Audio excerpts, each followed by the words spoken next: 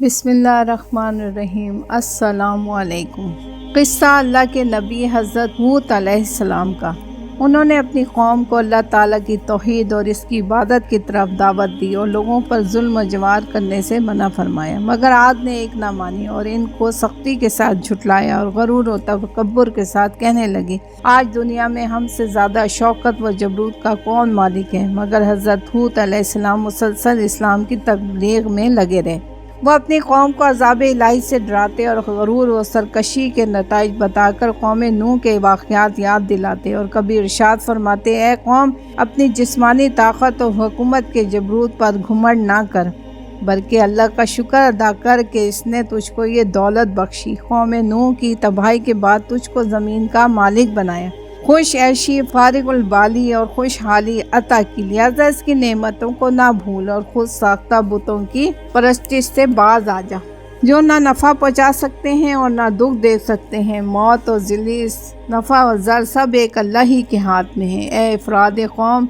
مانا کہ تم عرصے تک سرکشی اور اس کی نافرمانی میں مبتلا رہے ہو، مگر آج بھی اگر توبہ کر لو اور باز آ جاؤ تو اس کی رحمت وسیع ہے اور توبہ کا دروازہ بند نہیں ہوا۔ اس سے مغفرت چاہو، وہ بخش دے گا، اس کی طرف رجوع ہو جاؤ، وہ معاف کر دے گا۔ تقوی و طہارت کی زندگی اختیار کر لو، وہ تم کو دن دگنی رات چگنی ترقی عطا کرے گا، عزت دے گا اور مال و عزت میں سرفرازی بخشے گا۔ حضرت ہود علیہ السلام اپنی تبلیغ اور پیغام حق کے ساتھ بار بار یہ بھی دہراتے کہ میں تم سے کسی اجر و عوض کا خواہاں نہیں، میرا اجر تو اللہ ہی کے پاس ہے، اور یہ نبی کی زندگی کا امتیاز ہے کہ ان کو کوئی یہ تہمت نہیں لگا سکتا کہ وہ مال کی طلب میں ایسا کرتے ہیں یا عزت و جاہ اور ریاست کے طالب ہیں۔ وہ نہ قوم سے اپنی ریاست و عزت کے طالب ہوتے ہیں اور نہ مال و منال کے۔ ان کے سامنے تو صرف ایک ہی نقطہ ہوتا ہے اور وہ ادائے فرض اور اپنے مالک حقیقی کے احکام کی پیروی ہے۔ عاد میں ایماندار تو چند ہی تھے، باقی تمام سرکش اور متمرد انسانوں کا گروہ تھا۔ ان کو حضرت ہود علیہ السلام کی یہ سخت مشاق گزرتی تھی اور وہ یہ نہیں برداشت کر سکتے تھے کہ ان کے خیالات، عقائد و اعمال، غرض ان کے کسی ارادے میں بھی کوئی شخص حائل ہو اور ان کے لیے ناسا مشفق بنے۔ اس لیے اب انہوں نے یہ روش اختیار کی کہ حضرت ہود علیہ السلام کا مذاق اڑایا، ان کو بے وقوف گردانا اور ان کی معصومانہ حقائقوں اور صداقتوں کی تمام یقینی دلائل کو جھٹلانا شروع کر دیا، اور حضرت ہود علیہ السلام سے کہنے لگی، ہم اس ڈھونگ میں آنے والے نہیں کہ تجھ کو اللہ کا رسول مان لیں اور اپنے خداؤں کی عبادت چھوڑ کر یقین کر لیں کہ وہ خدائے اکبر کے سامنے ہمارے سفارشی نہیں ہوں گے۔ حضرت ہود علیہ السلام نے ان سے کہا کہ میں نہ بے وقوف ہوں اور نہ پاگل، بلا شبہ اللہ کا رسول اور پیغمبر ہوں۔ اللہ تعالیٰ اپنے بندوں کی ہدایت کے لیے بے وقوف کو منتخب نہیں کیا کرتا کہ اس کا نقصان ہو،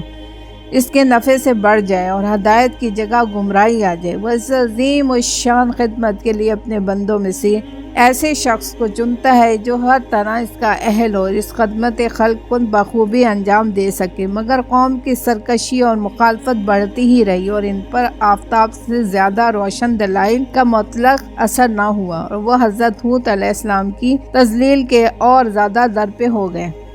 نعوذ باللہ، مجنون اور خبتی کہہ کر اور زیادہ مذاق اڑانے لگے اور کہنے لگے، اے ہود علیہ السلام، جب سے تو نے ہمارے معبودوں کو برا کہنا اور ہم کو ان کی عبادت سے باز رکھنے کی تلقین کرنا شروع کیا ہے، ہم دیکھتے ہیں کہ اس وقت سے تیرا حال خراب ہو گیا ہے اور ہمارے خداؤں کی بد دعا سے تو پاگل و مجنون ہو گیا ہے۔ تو اب ہم اس کے علاوہ تجھ کو اور کیا سمجھیں؟ ان کو اپنی اس گستاخانہ جرات و تہمت سے یہ خیال ہو چلا تھا کہ اب کوئی شخص حضرت ہود علیہ السلام کی طرف دھیان نہ دے گا اور ان کی باتوں کو توجہ سے نہ سنے گا۔ حضرت ہود علیہ السلام نے یہ سب کچھ نہایت صبر و ضبط سے سنا اور پھر ان سے یوں مخاطب ہوئے، میں اللہ کو اور تم سب کو گواہ بنا کر سب سے پہلے یہ اعلان کرتا ہوں کہ میں اس اعتقاد سے قطعاً بری ہوں کہ ان بتوں میں یہ قدرت ہے کہ مجھ کو یا کسی اور کو کسی بھی قسم کی برائی پہنچا سکتے ہیں۔ اس کے بعد تم کو تمہارے ان معبودوں کو چیلنج کرتا ہوں کہ اگر ان میں ایسی قدرت ہے تو وہ مجھ کو نقصان پہنچانے میں جلدی سے اقدام کریں۔ میں اپنے اللہ کے فضل و کرم سے صاحب عقل ہوں، فراس و قیاس کا مالک ہوں اور حکمت و دانائی کا حامل ہوں۔ میں تو صرف اپنے اس اللہ ہی پر بھروسہ کرتا اور اسی پر وثوق رکھتا ہوں جس کے قبضے قدرت میں کائنات کے تمام جانداروں کی پیشانیاں ہیں، اور جو حیات و ممات کا مالک ہے، وہ ضرور میری مدد کرے گا اور ہر نقصان پہنچانے والے کے نقصان سے محفوظ رکھے گا۔ آخر حضرت حود علیہ السلام نے ان کی مسلسل بغاوت اور سرکشی کے خلاف یہ اعلان کر دیا کہ اگر عاد کا رویہ یہی رہا اور حق سے اعتراض گردانی کی روش میں انہوں نے کوئی تبدیلی نہ کی اور میری کوش دل سے نہ سنا، تو میں اگرچہ اپنی مفروضہ خدمات کے لیے ہر وقت چست کمر اور باہمت ہوں، مگر ان کے لیے ہلاکت یقینی ہے۔ اللہ تعالیٰ عنقریب ان کو ہلاک کر دے گا اور ایک دوسری قوم کو زمین کا مالک بنا کر ان کی جگہ قائم کر دے گا، اور بلا شبہ وہ اللہ تعالیٰ کو ذرا برابر بھی نقصان نہیں پہنچا سکتے۔ وہ تو ہر شے پر قادر و مسلط ہے اور ہر شے کا حافظ و نگہبان ہے، اور تمام کائنات اس کے لیے قدرت میں مسخر ہے۔ اے قوم، اب بھی سمجھ اور عقل و ہوش سے کام لے۔ قوم نوح علیہ السلام کے حالات سے عبرت حاصل کر اور اللہ کے پیغام کے سامنے سر نیاز جھکا دے، ورنہ قضا و قدر کا ہاتھ ظاہر ہو چکا ہے اور بہت قریب ہے وہ زمانہ کہ تیرا یہ سارا غرور و گھمنڈ خاک میں مل جائے گا، اور اس وقت ندامت سے بھی کوئی فائدہ نہ ہوگا۔ حضرت حود علیہ السلام نے بار بار ان کو یہ بھی باور کرایا کہ میں تمہارا دشمن نہیں ہوں، دوست ہوں، تم سے ریاست کا طالب نہیں ہوں، بلکہ تمہاری فلاح و نجات چاہتا ہوں۔ میں اللہ تعالیٰ کے پیغام میں خائن نہیں بلکہ امین ہوں، وہی کہتا ہوں بلکہ دائمی و سرمدی نجات کے لیے کہتا ہوں۔ تم کو اپنی ہی قوم کے انسان پر اللہ کے پیغام نازل ہونے سے اشتباہ نہیں ہونا چاہیے، کیونکہ یہ روز اول سے اللہ کی سنت جاریہ ہے کہ انسانوں کی ہدایت و سعادت کے لیے انہی میں سے ایک شخص کو چن لیتا ہے اور اپنا رسول بنا کر